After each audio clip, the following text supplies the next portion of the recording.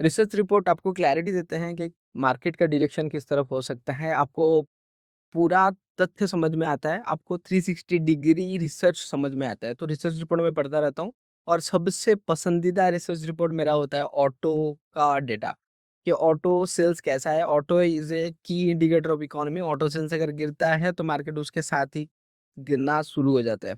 इसका अच्छा क्लैरिटी आप पा सकोगे, आप अगर 2024 में जब टाटा मोटर के शेयर्स गिरे थे, उसके 2 दिन बाद इकोनॉमी मतलब निफ्टी भी गिरता हुआ देखने के लिए मिला। ऑटोमोबाइल्स लोगों के पास पैसा है या नहीं, ये क्लैरिटी आपको दे देता है। इसलिए मैं हर महीने का 1 तारीख को ऑटो सेल्स डेटा पढ़ता हूँ। लगभग 10 दिन हो चुके हैं ऑटो सेल्स डेटा आके। मैं आपको वही डेटा आपको पढ़ के और क्लैरिटी के साथ समझाता हूँ। इसके क्लैरिटी मिल जाएगा कि किस-किस सेक्टर में और कंजप्शन आ सकता है, मार्केट का डायरेक्शन यहाँ से किस तरफ जा सकता है। तो चलिए, वीडियो बहुत ही इंटरेस्टिंग होने वाला है, पूरा वीडियो ज़रूर देखेंगे।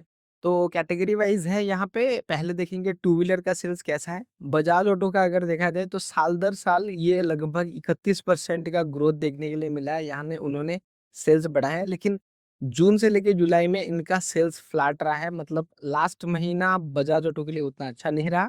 एचर मोटर्स के बारे में देखा जाए तो साल दर साल 34% का ग्रोथ रहा, लेकिन लास्ट मंथ में उन्होंने 3% का ही ग्रोथ देखने के लिए मिला है। बुलेट्स जो है रॉयल एनफील्ड्स आइचर मोटर्स के। हीरो मोटर कॉर्प अगर देखा जाए तो 18% साल दर साल ग्रोथ देखने के लिए मिला, लेकिन इस महीने उनका नेगेटिव सेल्स रहा। टीवीएस मोटर कंपनी इन सबसे बेहतर रिजल्ट करते हुए 37% का ईयर ऑन ईयर ग्रोथ और मंथली 6.7% का ग्रोथ रहा। इस वजह से लगभग 4000 के आसपास चला गया है टीवीएस मोटर का शेयर प्राइस। नीचे के साइड में देखेंगे थ्री व्हीलर में, तो थ्री व्हीलर कमर्शियल व्हीकल्स अभी ज़्यादातर अच्छा बिक रहे हैं। मैं जितना नोटिस किया हूँ 23% year on year Bajaj auto ने रिक्शा बेचा है, उसमें से 16% का ग्रोथ सबसे अच्छा बेचा है इन्होंने रिक्शा।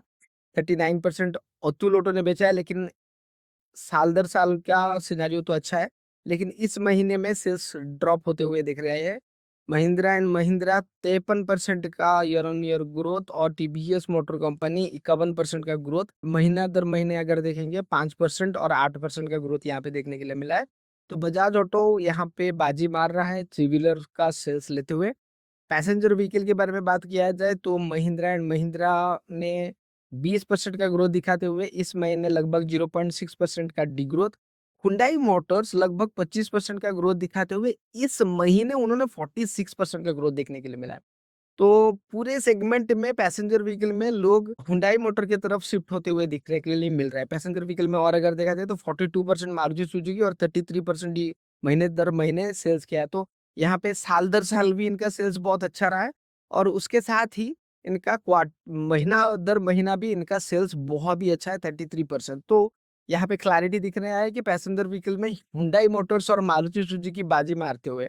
और finally Tata motor passenger vehicle 58% का ग्रोथ लास्ट ईयर से इस ईयर के बीच में देखने के लिए मिल रहा है, लेकिन इस महीने उनका सेल्स ड्रॉप होते हुए देखने के लिए मिल रहा है। शायद यही सारे वजह है कि शेयर प्राइसेस में हमको रिफ्लेक्शन देखने के लिए मिल रहा है। कमर्शियल व्हीकल में देखा जाए तो मारुति सुजुकी कमर्शियल व्हीकल 40% तो इनका ईयर ऑन ईयर ग्रोथ है। उसके साथ ही महीने दर महीने अगर देखेंगे तो 32% का ग्रोथ देखने के लिए मिला है और बाकी सारे कंपनी नेगेटिव ग्रोथ देखने के लिए मिल रहा है। लेकिन साल दर साल में अगर देखा जाए तो 36% तो टाटा मोटर्स ने भी बेचा हुआ है। तो यहाँ पे मारुति सुजुकी अपने कमर्शियल व्हीकल हो गए, पैसेंजर व्हीकल हो गए, ये दोनों सेगमेंट में पॉजिटिव सिनेरियो में आते हुए देखने के लिए मिल रहा है। इसीलिए अ, क्लैरिटी मिल रहा है कि हुंडई और मारुति जैसे गाड़ी जब खरीदते जाते हैं लोग, तो ये गाड़ियाँ मिडिल क्लास और लोअर मिडिल क्लास लोगों का बजट में आता है। तो अभी क्लैरिटी मिल रहा है कि ग्राउंड लेवल में पैसा आ चुका है, तो उनका जो स्पेंडिंग हैबिट है, उन सारे चीज़ों में बहुत सारा मतलब तेज़ी देखने के लिए मिल सकता है। जैसे गारमेंट अपैरेल्स हो गया, ये सारी चीज़ें मिडिल क्लास लोग ज़्यादा खरीदते हैं और अगर देखेंगे हॉलिडेज़ ये ज़्यादा पसंद करते हैं घूमना-फिरना। तो हो सकता है होटल इंडस्ट्री में भी नेक्स्ट आने वाले क्वार्टर में बहुत ही अच्छा कंजप्शन देखने के लिए मिले।